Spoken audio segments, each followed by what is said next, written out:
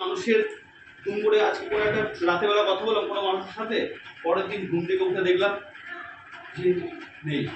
কি হয়েছে না, ঘুমের ঘরে স্ট্রোক হয়ে গেছে।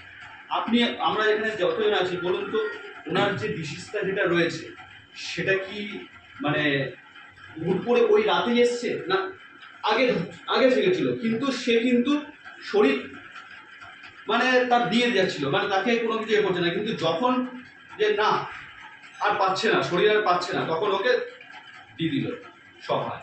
আমরা যখন তখন পরে করে যাই। তাহলে আমাদের কিন্তু সবাইকে কিন্তু আগে কিন্তু নিজেদের হেলথটাকে ঠিক রাখতে হবে।